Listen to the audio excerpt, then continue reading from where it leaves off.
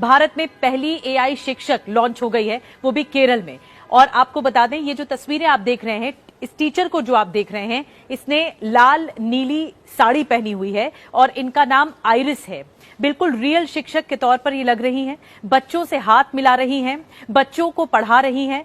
Iris अलग अलग विषयों के जटिल से जटिल प्रश्नों के उत्तर दे सकती हैं, पर्सनल वॉइस असिस्टेंट का काम कर सकती हैं, साथ ही बहुत इंटरैक्टिव हैं। ये एआई टीचर एक रोबोट है जो घूम सकती है, बातचीत कर सकती है, बच्चे सवाल पूछेंगे तो जवाब दे सकती है, 12वीं तक के सभी विषयों को पढ़ा सकती है ये एआई टीचर। 3 भाषाओं की जानकारी इन टीचर के पास है, अंग्रेजी, हिंदी और मलयालम। ये जानती है रोबोट। गलत कंटेंट को ब्लॉक करने की क्षमता भी एआई टीचर में है। 20 से ज्यादा भाषा डेवलप करने की तैयारी भी अब चल रही है। एक बड़े परिवर्तन की ओर केरल आगे बढ़ रहा है, जिसके जरिए देश के एजुकेशन सिस्टम में उदाहरण पेश होगा।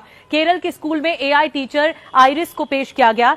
मेकर लैब्स ने इस रोबोट को तैयार किया है जो बच्चों को पढ़ाएगी। इसे बनाने वाली कंपनी का कहना है कि हर छात्र की जरूरतों को देखते हुए एआई टीचर को बनाया गया है।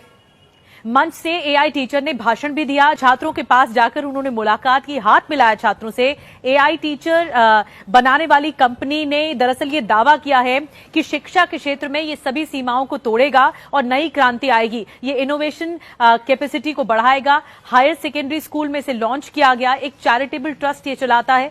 आइरिस रोबोट अटल टिंकरिंग लैब परियोजना का हिस्सा भी है, जो 2021 नीति आयोग की पहल के मुताबिक आगे बढ़ा है। इसे स्कूलों में पढ़ाई से लेकर एक्स्ट्रा करिकुलर एक्टिविटी को बढ़ावा देने के लिए इस्तेमाल किया जाएगा।